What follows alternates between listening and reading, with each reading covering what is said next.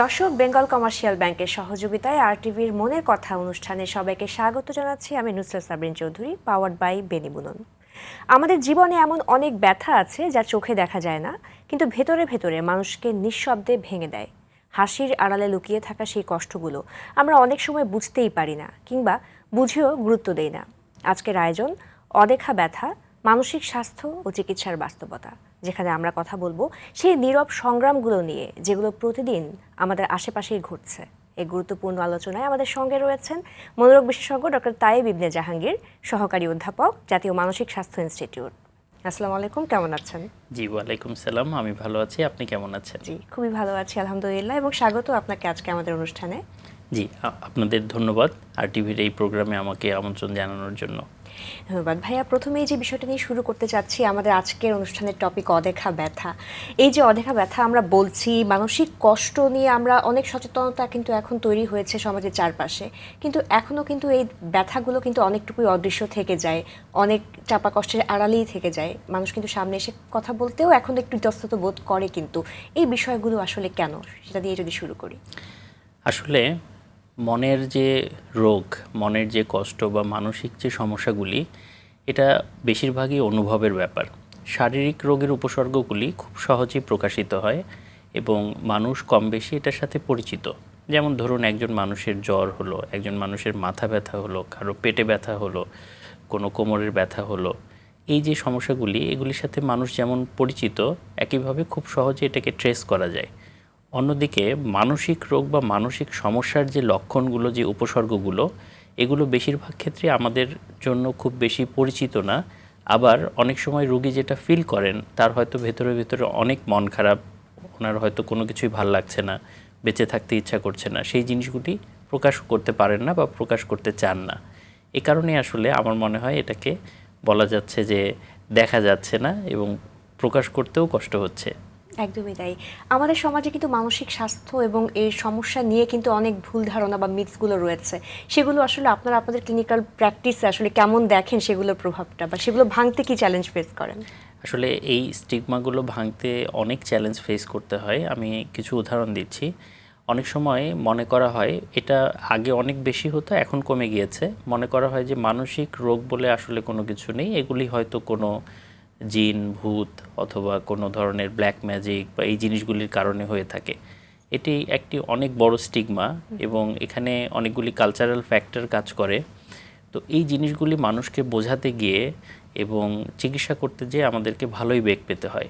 এছাড়াও আরও বেশ কিছু প্রচলিত মিথ, যেগুলো যেমন এই রোগগুলি ভালো হবে না বা এই রোগের ওষুধ খেলে সমস্যা হয়ে যাবে, একবার ওষুধ শুরু করলে সারা জীবনই হয়তো ওষুধ খেতে হবে, একবার যে কোনো মানসিক রোগে ভুগেছে সে হয়তো সবসময়ই মানসিক রোগে ভুগবে, মানসিক রোগের যে কোনো সমস্যাই মানে এটা বড় ধরনের রোগ, সিজোফ্রেনিয়া, এই ধরনের অনেক ভুল ধারণা কিন্তু মানুষের মধ্যে আছে। আবার যেমন মানসিক একটি রোগ হলো মাদকের কারণে হয়ে থাকে, তো কখনো কখনো মনে করা হয় যে এটা হয়তো মাদকের কারণে কোনো সমস্যা হচ্ছে না, মাদক ছেড়ে দিলে হয়তো ঠিক হয়ে যাবে। কিন্তু মাদকের কারণে যে মানসিক রোগ হতে পারে এবং হচ্ছে, সেই বিষয়টাও কিন্তু আসলে স্টিগমাটাইজ থেকে গিয়েছে। একদমই তাই। সুতরাং অনেক বড় একটা ফিল্ডে কিন্তু এখনো আমরা কাজ করার অনেক আসলে সীমাবদ্ধতা জায়গাও রয়েছে। আমরা সেই বিষয়গুলো একটু আসবো। যদি বাংলাদেশের বর্তমান প্রেক্ষাপটে একটু জানতে চাই যে কোন কোন মানসিক রোগগুলো বেশি দেখা যায় এবং নারী পুরুষ ভেদে সেগুলোর রকম ফেরটা আসলে কেমন? আমরা বাংলাদেশে মানসিক রোগের কি অবস্থা, এটার জন্য অনেকগুলি জরিপ করেছি। তো আমাদের সর্বশেষ যে বড় জরিপটি করেছি, ন্যাশনাল মেন্টাল হেলথ সার্ভে 2018-তে করেছি আমরা সারা বাংলাদেশে। এই জরিপ অনুযায়ী দেখা যায় যে বাংলাদেশে মানসিক রোগের মধ্যে সবচেয়ে বেশি পাওয়া যায় ডিপ্রেসিভ ডিসঅর্ডার বা বিষণ্ণতার যে রোগ, এটি সবচেয়ে বেশি পাওয়া যায়। প্রতি 100 জনে প্রায় 7 জন মানুষ এই রোগে আক্রান্ত। এছাড়াও বেশি পাওয়া যায় যেমন উদ্বিগ্নতা বা অ্যাংজাইটি রিলেটেড যে রোগগুলি আছে, panic disorder, generalised anxiety disorder, অনেক মানুষের সোশ্যাল অ্যাংজাইটি ডিসঅর্ডার থাকে। এর পাশাপাশি ওসিডি, অবসেসিভ কম্পালসিভ ডিসঅর্ডার, বা অনেক সময় আমরা এটাকে সূচিবায়ু রোগ বলি, এই রোগটিও অনেক বেশি পাওয়া যায়।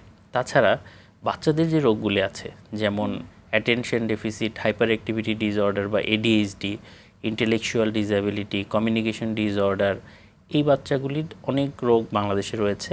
তাছাড়াও সিজোফ্রেনিয়া, বাইপোলার রোগ অথবা সাবস্টেন্সের রোগ, সেক্সুয়াল ডিসফাংশন, স্লিপ ডিসঅর্ডার, এই রোগগুলি আসলে অনেক বেশি বাংলাদেশে রয়েছে। আমরা যদি একটু নারী পুরুষ ভেদে চিন্তা করি, তো সেই জায়গা থেকে অনেক সময় বলে যে নারীরা হয়তো একটু বেশি আবেগপ্রবণ, তাদের মানসিক স্বাস্থ্য সমস্যা হওয়ার ঝুঁকি বেশি থাকে। এটা কি আসলেও সত্যি নাকি? কিছুটা সত্যি বলবো, কারণ আসলে বাংলাদেশের প্রেক্ষাপটে নারী এবং পুরুষের তাদের যে জীবনযাত্রার ধরন, এই ধরনের কারণে নারীরা আসলে অনেক বেশি মানসিক চাপের মধ্য দিয়ে যান। তো যেহেতু মানসিক চাপের মধ্য দিয়ে তারা যান বা পরিবারের বেশিরভাগ মানসিক চাপটা তাকেই বহন করতে হয়, এ কারণে তারা আসলে ভালনারেবল থাকেন বা ঝুঁকিপূর্ণ থাকেন। এই ঝুঁকির কারণে বিভিন্ন ধরনের মানসিক চাপজনিত কারণে যেসব মানসিক সমস্যা বা রোগ হয়, এটি তাদের মধ্যে বেশি হয়ে থাকে। জি, ধন্যবাদ। যদি এখন বর্তমান তরুণ প্রজন্মকে নিয়ে আসি, কারণ আমরা দেখছি এখন তরুণদের মাঝে তারা যেমন সম্ভাবনা জায়গাও তৈরি করছে, আবার তাদের মাঝে কিন্তু মানসিক স্বাস্থ্য সমস্যার জায়গাটুকু অনেক বেশি, এবং আত্মহত্যা প্রবণতা থেকে শুরু করে সব কিছুই আসলে বাড়ছে। এই বিষয়টার কেন মনে হচ্ছে বা এটার পেছনে কারণগুলো কি হতে পারে? আমরা এই সমস্যাটার পিছনে যে কারণগুলি খুঁজে পাই আমাদের ক্লিনিক্যাল প্র্যাকটিসে বা রুগী দেখতে যেয়ে, আমরা দেখি যে এখনকার তরুণ প্রজন্মের মধ্যে ইন্টারনেট এডিকশান, গেমিং এডিকশান, এই জিনিসগুলি অনেক বেশি। পাশাপাশি যে কোনোভাবেই হোক তারা বিভিন্ন ধরনের সাবস্টেন্স বা মাদকের কাছাকাছি চলে যাচ্ছে। যে বিনোদনগুলো আগে ছিল, যেমন খেলাধুলা করা, বিভিন্ন ফ্রেন্ডস বন্ধুবান্ধব যাদের সাথে একটি হেলদি ওয়েতে কমিউনিকেশন এবং অন্যান্য জিনিসগুলো এখন ছোট হয়ে আসছে। প্রযুক্তির এই যুগে বা অনলাইনের এই যুগে সবাই আসলে ভার্চুয়ালি কানেক্টেড। তো তাতে করে যেটা হয়, বেশিরভাগ সময় তাদের মধ্যে একটা ফ্রাস্ট্রেশন কাজ করে, হতাশা কাজ করে। এই হতাশা থেকে বা বিভিন্ন ধরনের মানসিক চাপে ডিপ্রেশনে আক্রান্ত হয়, এবং এখান থেকে অন্যান্য বিভিন্ন মানসিক রোগ হতে পারে বা সুইসাইডের চিন্তাভাবনা আসে।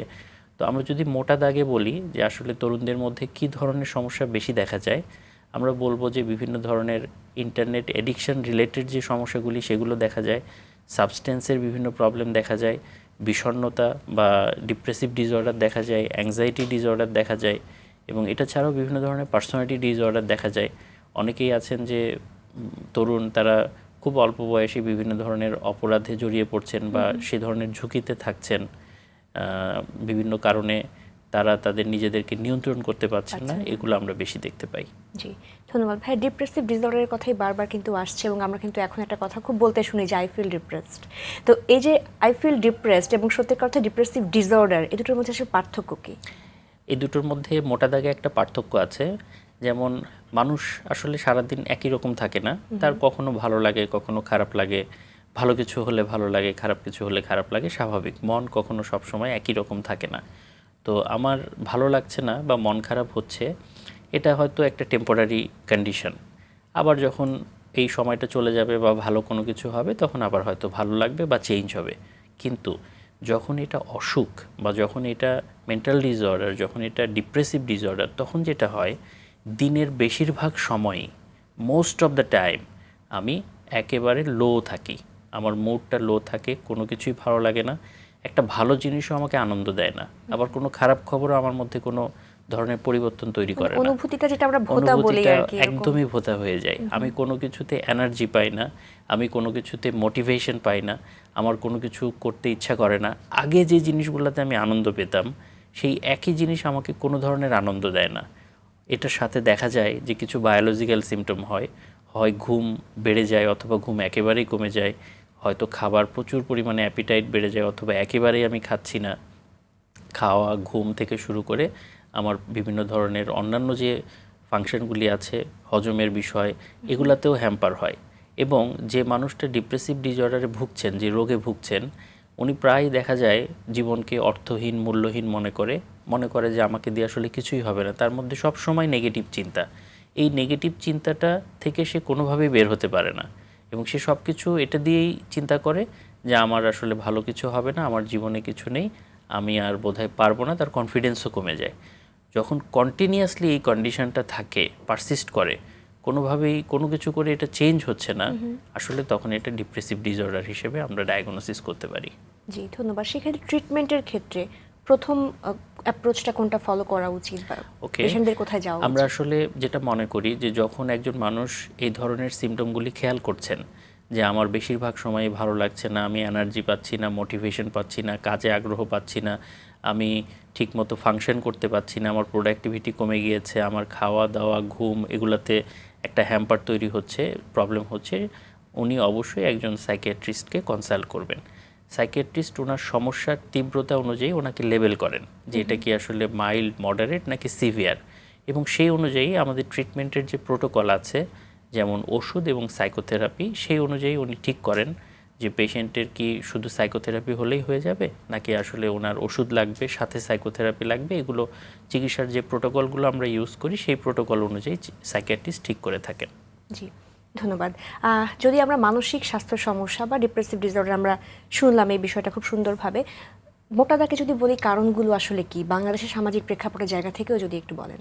আচ্ছা, আসলে কারণগুলো মাল্টি ফ্যাক্টরিয়াল, হ্যাঁ, অনেকগুলো কারণ একসাথে কাজ করে। কোনো সিঙ্গেল একটা কারণে যে ডিপ্রেশন হয় ব্যাপারটা আসলে সবসময় এরকম হয় না। যেমন একটা বিষয় হচ্ছে জেনেটিক্যাল, জিনে যাদের এই প্রবলেমটা আছে, যে জেনেটিক্যালি তার হয়তো ফ্যামিলিতেই ছিল এই ডিপ্রেসিভ ডিসঅর্ডারের বিষয়টা, তার মধ্যে আসতে পারে। এটা এক নাম্বার। দুই নাম্বার হচ্ছে আমরা মনে করি যে এনভায়রনমেন্টাল, আমি যে এনভায়রনমেন্টে আছি এই এনভায়রনমেন্ট তো আমার উপরে একটা প্রভাব তৈরি করে, এটা কিন্তু খুবই গুরুত্বপূর্ণ। যেমন আমি যে ফ্যামিলিতে আছি এখানে যদি প্রতিনিয়ত ঝগড়া, ঝামেলা, অস্থিরতা এগুলো লেগে থাকে তখন সেটা কিন্তু আমাকে ইম্প্যাক্ট করতে পারে। আবার আমার যদি চাইল্ডহুডে কোনো ধরনের বড় ট্রমা অথবা আমি বুলিংয়ের শিকার হই, আমি যদি কোনো ফিজিক্যালি, মেন্টালি মানে অ্যাবিউজড হয়ে থাকি, সেই জিনিসগুলোও বড় হওয়ার পরে আমার মধ্যে একটা বিষণ্ণতা তৈরি করার জন্য রিস্ক ফ্যাক্টর হিসেবে কাজ করতে পারে। এছাড়াও আমরা যেটা দেখি খুবই কমন, বিভিন্ন ফিনান্সিয়াল কারণ হতে পারে, যে আমি হয়তো কোনো আর্থিক সমস্যার মধ্যে পড়ে গিয়েছি, আবার নিকট আত্মীয় স্বজন, বন্ধু বান্ধব কেউ হয়তো অসুস্থ হয়েছে বা মারা গিয়েছে, অথবা তরুণ প্রজন্মের মধ্যে যেটা দেখা যায় যে কোনো একটা রিলেশনশিপের ব্রেকআপ হয়েছে, এই জিনিসগুলি ডিপ্রেশন হওয়ার জন্য একদম সরাসরি কারণ হিসেবে কাজ করে থাকে। এছাড়াও কখনো কখনো এমন হতে পারে যে এগুলি কোনো কিছু ছাড়াই শুধুমাত্র বায়োলজিক্যাল কারণেও ডিপ্রেশন হতে পারে, যে সব কিছুই ঠিক আছে, স্টিল সে ডিপ্রেসিভ ডিসঅর্ডারে আক্রান্ত, যেটা আসলে আমরা বলি যে ব্রেইনের নিউরো ট্রান্সমিটারের ইমব্যালেন্সের জন্য হয়ে থাকে। আচ্ছা, অনেক ধন্যবাদ ভাইয়া। আমরা এই বিষয়ে আরও শুনবো ছোট্ট একটা বিরতির পর। দর্শক, বেঙ্গল কমার্শিয়াল ব্যাংকের সহযোগিতায় আপনারা দেখছেন মনের কথা অনুষ্ঠান, পাওয়ার্ড বাই বেনিবুনন। বিরতির পর আমরা গুরুত্বপূর্ণ এই বিষয়টি নিয়ে আরও আলোচনা করব, আমাদের সাথেই থাকুন। বিরতির পর আবারও সবাইকে স্বাগত জানাচ্ছি বেঙ্গল কমার্শিয়াল ব্যাংকের সহযোগিতায় মনের কথা অনুষ্ঠানে, পাওয়ার্ড বাই বেনিবুনন। আজকের পর্বের বিষয় অদেখা ব্যথা, মানসিক স্বাস্থ্য ও চিকিৎসার বাস্তবতা। আমাদের সাথে আছেন একজন স্বনামধন্য মনোরোগ বিশেষজ্ঞ ডক্টর তাইব ইবনে জাহাঙ্গীর। আমরা অনেকগুলো বিষয় নিয়ে কথা বলছিলাম। তরুণদের মানসিক স্বাস্থ্যের জায়গায় যদি আবার একটু ফেরত আসি, ইন্টারনেট অ্যাডিকশন থেকে শুরু করে অনেক ধরনের আচরণগত আসক্তি, মাদকাসক্তির বিষয়গুলো আমরা দেখে থাকি। মাদকাসক্তিটা আসলে কেন হচ্ছে এবং এই ক্ষেত্রে ট্রিটমেন্ট প্রোটোকলটা আসলে কি বলে? আচ্ছা, মাদকাসক্তির অনেকগুলি কারণ আছে। অনেকগুলি কারণের মধ্যে অন্যতম প্রধান যে কারণটা আমরা দেখতে পাই, এটা হচ্ছে মাদক আসলে আমাদের সমাজে অ্যাভেলেবেল, হ্যাঁ, খুব সহজেই মাদক পাওয়া যায়। এটা একটা সমস্যা, কারণ যেহেতু এটা অ্যাভেলেবেল, যে কেউ যে কোনো সময় এটা নিয়ে ফেলতে পারে বা কিনে ফেলতে পারে, ইউজ করতে পারে। এটা একটা। আরেকটা হচ্ছে কখনো কখনো পিয়ার প্রেশার, ফ্রেন্ড বা অন্যান্য তারা অন্যদেরকে পুশ করে এবং মানুষ প্রভাবিত হয়ে, এই তরুণ প্রজন্ম আরেকজনের দ্বারা প্রভাবিত হয়ে দেখা গেল শখের বশত অথবা কৌতূহলে নিয়ে ফেললো, নিয়ে আস্তে আস্তে এডিকশনে চলে গেল। তাছাড়া বিভিন্ন ধরনের ফ্রাস্ট্রেশন, আমরা একটু আগে যেটা বললাম যে ডিপ্রেসিভ ডিসঅর্ডার, বিভিন্ন ধরনের ডিপ্রেশন, ফ্রাস্ট্রেশন, অন্যান্য কোথাও সে কোনো কারণে সমস্যায় আছে, সেই সমস্যাটা মানসিক চাপ সামলাতে গিয়ে মাদক নিয়ে নিচ্ছে, এবং মাদক নেওয়া শুরু করলে কিছুদিন পরে কিন্তু সে মাদকে অ্যাডিক্টেড হয়ে যাচ্ছে। সেক্ষেত্রে আপনি শুরুতেই বলছিলেন যে মাদকাসক্তি থেকে মানসিক রোগ, আবার মানসিক রোগ থেকেও কিন্তু মাদকাসক্তি হতে পারে। এই বিষয়টা আসলে কেমন? তখন আসলে চিকিৎসা পদ্ধতির বিষয়টাতে আসলে কোনো পরিবর্তন আসে কিনা? হ্যাঁ, চিকিৎসা পদ্ধতিতে বেশ ভালোই পরিবর্তন আছে। যেমন যদি মাদকের জন্য মানসিক রোগ হয়, তাহলে একটা হচ্ছে যে আমাদের তো অবশ্যই মাদক মুক্ত করতে হবে রুগীকে বা এই মানুষটিকে, এবং তারপরে তার মধ্যে যে মানসিক সমস্যাগুলি দেখা যাচ্ছে, লক্ষণগুলি দেখা যাচ্ছে, সেটারও চিকিৎসা করতে হবে। আর যেসব রোগীরা অলরেডি মানসিক রোগে আক্রান্ত, এর পাশাপাশি মাদক নিচ্ছে, যেমন আমি একটা উদাহরণ দিয়ে বলছি, একজন মানুষ হয়তো সিজোফ্রেনিয়া রোগে আক্রান্ত, সে চিকিৎসা নিচ্ছে 5 বছর ধরে, এখন ইদানিং গত 6 মাস ধরে সে হয়তো গাঁজা নিচ্ছে বা ক্যানাবিস নিচ্ছে। তো আমার মানসিক রোগের চিকিৎসা করার ফার্স্ট প্রায়োরিটি। এর পাশাপাশি অবশ্যই আমাকে এটা প্রিভেন্ট করতে হবে যেন সে এটা নিতে না পারে, কারণ যখন সে মাদক নিবে তার যে মানসিক রোগটি ছিল এটি কিন্তু আগের চেয়ে অনেক বেশি বেড়ে যাবে, তীব্র হয়ে যাবে। সুতরাং সেই জায়গা থেকে আমরা জানি যে এটা একটা দীর্ঘমেয়াদী চিকিৎসা পদ্ধতি আছে। তারপরও ক্লায়েন্টরা অনেক সময় আসলে মনে করেন, রোগীর অভিভাবকরা, যে সময় গেলে সব ঠিক হয়ে যাবে বা আমরা একটু নিজেরা চেষ্টা করে দেখি।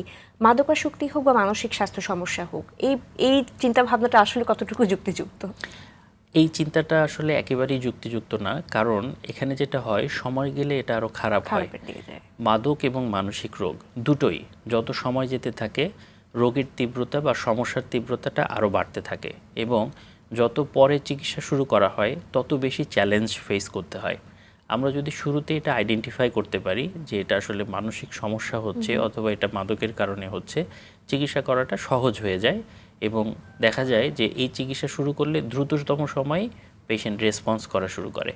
জি, ধন্যবাদ। আমরা অনেক সময় দেখি যে নারীরা মানসিক স্বাস্থ্য নিয়ে কথা বলতে আসলে ভয় পায় বা হয়তো কম আসে, পারিবারিক চাপে হোক বা সে হয়তো একটু ট্যাগড হয়ে যাবে বা লজ্জা ভয় অনেক কিছুই আসলে কাজ করে। আপনি আপনার ক্লিনিক্যাল প্র্যাকটিস থেকে কেমন দেখেন যে নারীদের রেসপন্স বা তারা কি আসলেও কেমন আসে, বা থাকলে তাদের মাঝে আসলে কী ধরনের সমস্যাগুলো বেশি থাকে? এখানে আমরা আসলে দুইটি ধারা দেখতে পাই। যেমন একটা ধারা হচ্ছে যে একটি সংসারে যখন নারী ডিপেন্ডেন্ট থাকে তখন তার অনেকগুলি সমস্যা কিন্তু ওভারলুকড হয়। মনে করা হয় যে এগুলো তো ছোট ছোট সমস্যা, সাধারণ সমস্যা, এ আর এমন কি, বা এটা নিয়ে আসলে খুব বেশি কথা বলার কিছু নাই। যখন সমস্যা বাড়তে বাড়তে একেবারে অনেক বেশি বড় ভয়াবহ আকার ধারণ করে তখন হয়তো তারা এটা দিয়ে অ্যাটেনশন পান এবং ডাক্তারের কাছে আসার সুযোগ পান। আর অন্যদিকে যেটা আরেকটা জিনিস দেখতে পাই যে যারা মোটামুটি ইন্ডিপেন্ডেন্ট বা নিজেই নিজের কাজ করা থেকে শুরু করে অন্যান্য জিনিসগুলি মেনটেন করতে পারেন, তারা সমস্যাগুলি বোঝার সাথে সাথে আসতে পারেন এবং এসে সমস্যার কথাগুলি বলতে পারেন। এই ক্ষেত্রে পরিবারের সহায়তা, যে কোনো একজন যে মানসিক স্বাস্থ্য সমস্যায় ভুগছে, কেয়ার গিভারদের সাপোর্টটা আসলে কতটা ইম্পর্টেন্ট এবং তখন আপনারা কীভাবে তাদেরকে অ্যাওয়ার করেন এই বিষয়টা নিয়ে? মানসিক স্বাস্থ্য সমস্যায় সবচেয়ে বড় ভূমিকা পালন করে আসলে তার যে আশেপাশের লোকজন, সেটা পরিবারের লোকজন হতে পারে, ফ্রেন্ডস হতে পারে, অভিভাবক হতে পারে, যে কেউ, এরা হচ্ছে সবচেয়ে বড় ভূমিকা পালন করে। কারণ এখানে ওষুধ অথবা সাইকোথেরাপি বা চিকিৎসা আমরা এই ব্যক্তিকে দিচ্ছি, এর পাশাপাশি তার মানসিক সাপোর্টটা খুবই দরকার। মানসিক সাপোর্ট যদি সে পায়, সে খুব অল্পতেই বা সহজেই সেরে ওঠে দ্রুততম সময়ে। কিন্তু তার যদি ভালো মানসিক সাপোর্টই না থাকে তাহলে এই যাত্রাটা অনেক দীর্ঘতর হয়। ধন্যবাদ। আমরা যদি একটু আবেগজনিত মানসিক সমস্যার জায়গা থেকে একটু ফোকাস করি, কারণ আমরা জানি যে আমরা আবেগ দ্বারা পরিচালিত, কেউ নিয়ন্ত্রণ করতে পারছে, কেউ পারছে না হয়তো। যখন এটা অনিয়ন্ত্রিত হয়ে যায় সেখানে আসলে কোন কোন ফ্যাক্টরগুলো কাজ করে এবং কোন কোন মানসিক রোগ এটার সাথে আসলে যুক্ত থাকে? ওকে, এখানে আমরা মূলত আবেগের রোগগুলিকে দুই ভাগে ভাগ করে থাকি। যেমন একটাকে বলছি আমরা ডিপ্রেসিভ ডিসঅর্ডার, আরেকটাকে বলছি আমরা বাইপোলার ডিসঅর্ডার। তো ডিপ্রেসিভ ডিসঅর্ডার যেমন একটা মন খারাপ অথবা বিষণ্ণতাজনিত রোগ, একইভাবে বাইপোলার ডিসঅর্ডার বা বাইপোলার ম্যানিয়া আছে, যেখানে পেশেন্ট হঠাৎ করে হাইপার হয়ে যেতে পারেন, অনেক বেশি কথা বলেন, একেবারেই ঘুমান না, প্রচণ্ড অস্থির, অনেক কিছু কিনে ফেলতেছেন, দান খয়রাত করে দিচ্ছেন এবং সবসময় অন্যদেরকে ব্যতিব্যস্ত রাখছেন এবং কখনো কখনো ভায়োলেন্ট হয়ে যাচ্ছেন, মারামারি করছেন, ভাঙচুর করছেন, প্রচণ্ড পরিমাণে উত্তেজিত অবস্থায় আছেন। এই যে সমস্যাগুলি, এটা আসলে মুড ডিসঅর্ডার বা বাইপোলার ম্যানিয়া বলি। তার মানে হচ্ছে মুডের দুই ধরনের রোগী হতে পারে। একটা মুড ডিপ্রেসড হয়ে যেতে পারে, বিষণ্ণ হয়ে যেতে পারে, আবার মুড হাইপারও হয়ে যেতে পারে, সেখান থেকে বাইপোলার ম্যানিয়াও হতে পারে। জি, এই ক্ষেত্রে আসলে চিকিৎসা পদ্ধতিগুলো কেমন এবং দীর্ঘমেয়াদী চিকিৎসা করলে এটা কি কিউরেবল নাকি এটা ম্যানেজেবল? আসলে এটা কন্ট্রোলেবল এবং কোনো কোনো ক্ষেত্রে কিউরেবলও। যেমন আমরা যদি মেজর ডিপ্রেসিভ ডিসঅর্ডার বা বিষণ্ণতার চিকিৎসা বলি, সাধারণত দেখা যায় যে যে অ্যান্টিডিপ্রেসেন্ট ওষুধ দিয়ে এবং সাইকোথেরাপি দিয়ে আমরা চিকিৎসা করে থাকি, 6 মাস মোটামুটিভাবে চিকিৎসা করলে রোগী সুস্থ হয়ে যান। কখনো কখনো এটা কিছুটা লেন্দি হতে পারে, তবে 6 মাস থেকে 2 বছর হচ্ছে ওষুধের কোর্স। এই সময়ের মধ্যেই রোগীর পূর্ণ সুস্থতা চলে আসে। আবার একইভাবে আমরা যদি বাইপোলার ম্যানিয়া, যেটা বললাম উত্তেজিত অবস্থায়, এটার চিকিৎসা করি, সাধারণত দেখা যায় যে কয়েক সপ্তাহ চিকিৎসার ফলে এটার তীব্রতা অনেক কমে আসে এবং কয়েক মাস চিকিৎসার ফলে মোটামুটি এটা সম্পূর্ণ রিমিশনে চলে যায়। এরপর থেকে যদি আমরা পেশেন্টকে নিয়মকানুন মেনে চলতে বলতে পারি, এবং উনি যদি একটা ভালো লাইফস্টাইল ফলো করেন এই রোগটাও মোটামুটি রিমিশনেই থাকে। সো আপনি এটা বলতে পারেন যে এটা কোনো কোনো সময় কন্ট্রোলেবল, কোনো কোনো সময় কিউরেবল। ধন্যবাদ। আমরা খুবই গুরুতর একটা মানসিক রোগ আমরা জানি স্কিজোফ্রেনিয়া। সেই জায়গা থেকে এটার আসলে ঝুঁকিগুলো কি এবং কারা সব থেকে বেশি আক্রান্ত হওয়ার ঝুঁকিতে থাকেন? আবারও এই রোগের সবচেয়ে বেশি ঝুঁকিতে থাকেন যারা হচ্ছে জেনেটিক্যালি ভালনারেবল। আচ্ছা, যদি তার বাবার পরিবারে কোনো বংশে বা মায়ের বংশে কারো এই রোগ থাকে, উনি এই ঝুঁকিতে থাকবেন জেনেটিক কারণে। এছাড়াও ওই যে এনভায়রনমেন্টাল যে কারণগুলি আমরা আলোচনা করলাম, যে বিভিন্ন ধরনের মানসিক চাপ, বিভিন্ন ধরনের লাইফ ইভেন্টস, এগুলি তার উপরে একটা কন্ডিশন তৈরি করতে পারে যেখান থেকে সিজোফ্রেনিয়া রোগ তৈরি হতে পারে। ধন্যবাদ। এটার আসলে যদি এমন থাকে যে তার আগে হয়তো এরকম কোনো বা ফ্যামিলিতে হিস্ট্রি নেই বা তার পরিবারেও এরকম কোনো কিছু বা তার এনভায়রনমেন্টাল ফ্যাক্টরও সেরকম নেই, কিন্তু হঠাৎ করে তার এটা ডেভেলপ করলো, এরকম হতে পারে কিনা? এরকমও হতে পারে, এরকমও হতে পারে। এবং ওই যে আমরা বললাম, যেমন ধরেন মাদকের কারণেও কিন্তু সিজোফ্রেনিয়া রোগ হতে পারে। একজন ব্যক্তি হয়তো মাদক নিয়েছিল বেশ কিছু সময়, এখন তার সমস্যা শুরু হয়েছে, সে হয়তো মাদক নিচ্ছে না, কিন্তু তার এই যে রোগটা শুরু হয়েছে, শুরু হওয়ার পর থেকে এটা কিন্তু অনগোয়িং, কন্টিনিউ হচ্ছে। সিজোফ্রেনিয়া রোগ তার হলো এবং সেটা চলতেই আছে, মাদক না নিলেও সেই রোগটা কন্টিনিউ হচ্ছে, যেটাকে আমরা বলি যে মাদকের কারণে মানসিক রোগ হয়। আমরা দেখেছি যে এই রোগীরা কিন্তু আসলে অনেক বেশি সমাজে স্টিগমার শিকার হন এবং তাদেরকে ফ্যামিলিতেও খুব হয়তো বা সেই ডিসিশন মেকিং এর ক্যাপাসিটি যেহেতু অনেকটুকু আসলে ব্যাহত হয়, সেখানে তাকে অনেকটুকু ছোট করে দেখা হয়। পরিবারের সহায়তা আসলে কতটা গুরুত্বপূর্ণ, এবং এই ক্ষেত্রে আমরা জানি যে দীর্ঘমেয়াদী চিকিৎসা লাগে, ওষুধ নেওয়ার একটা বিষয় আছে লম্বা সময়।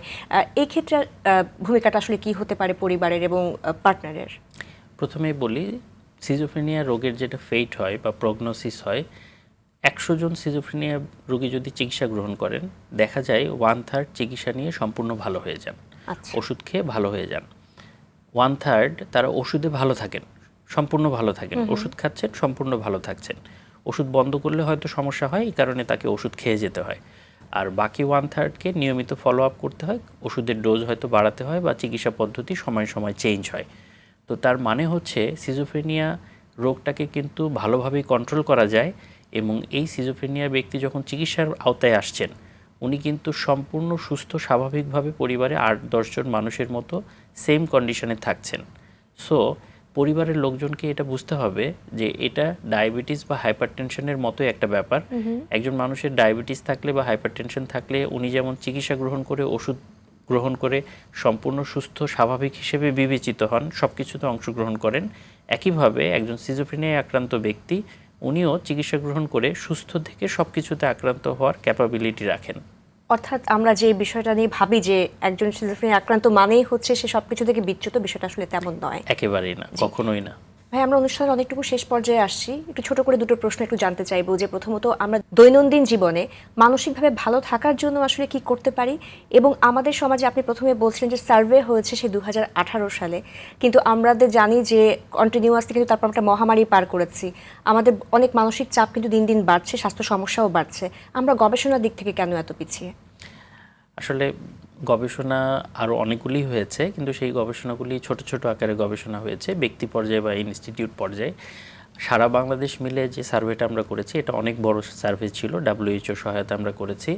তো এটা 2018তেই লাস্ট হয়েছে। এরপরে যে সার্ভেগুলো হয়েছে এগুলো আসলে ছোট ছোট সার্ভে হয়েছে, বিচ্ছিন্নভাবে হলেও আমরা আসলে এখান থেকে সিনারিওগুলা অনেক কিছুই বুঝতে পারি। যেমন কোভিডের মধ্যে আমরা বেশ কিছু সার্ভে করেছি, যে কোভিডের কারণে মেন্টাল হেলথের কী ধরনের ইম্প্যাক্ট হলো। এছাড়াও বিভিন্ন সময়ে, যেসব সময়ে অস্থির একটা সময় পার হয়েছে, তখন আমাদের বেশ কিছু মেন্টাল সার্ভে আছে। আমি মনে করি যে চিকিৎসা শাস্ত্রের অন্যান্য বিষয়ের মতো মানসিক রোগেও বা মানসিক সমস্যার এই গবেষণাগুলিও আরও বেশি পরিসরে হওয়া উচিত। জি, এবং মানসিক স্বাস্থ্য ভালো রাখতে যদি কোনো টিপস শেয়ার করেন। মানসিক স্বাস্থ্য ভালো রাখার জন্য আমার মনে হয় যে একজন মানুষকে চিন্তা করতে হবে যে তার একটা হেলদি লাইফস্টাইল দরকার। এবং হেলদি লাইফস্টাইল বলতে আমরা বুঝি যে দৈনন্দিন তাকে অবশ্যই 6 থেকে 8 ঘন্টা একটা প্রপার ঘুম ইন টাইম, যে আমি রাতেবেলা 11টা-12টার মধ্যে ঘুমিয়ে পড়লাম, 10টার মধ্যে ঘুমিয়ে পড়লাম, সকালবেলা অন্তত 6টা পর্যন্ত ঘুমালাম, ফিক্সড টাইমে আমি ঘুমালাম, দিনে ঘুমালাম না, সারাদিন অ্যাক্টিভ থাকলাম।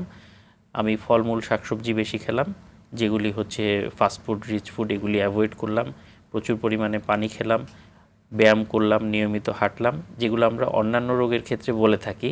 এই একই অ্যাডভাইসগুলি মানে আমার হেলদি লাইফস্টাইল ঠিক রাখার জন্য, এটা মানসিক রোগের জন্য বা মানসিকভাবে ভালো থাকার জন্য আমি বলবো।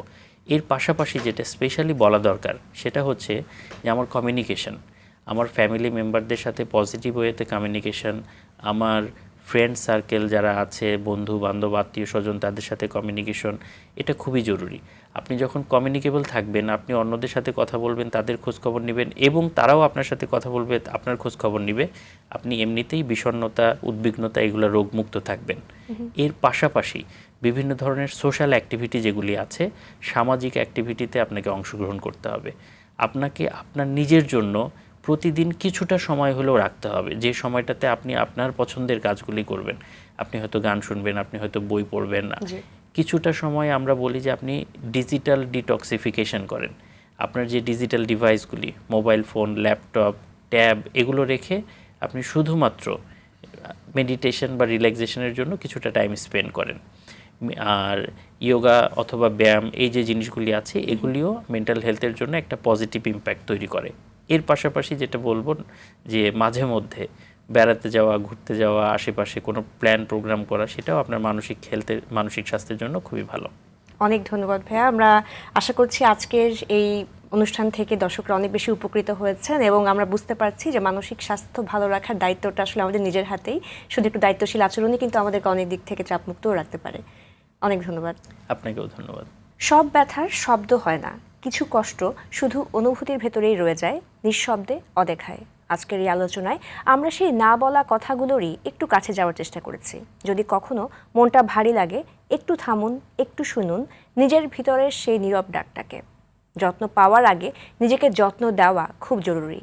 আজকের মতো বিদায় নিচ্ছি বেঙ্গল কমার্শিয়াল ব্যাংক নিবেদিত আরটিভির মনের কথা অনুষ্ঠান থেকে, পাওয়ার্ড বাই বেনিবুদন। সবাই ভালো থাকুন, সুস্থ থাকুন, দেশকে ভালোবাসুন আর অবশ্যই নিজেকে মাদকমুক্ত রাখুন।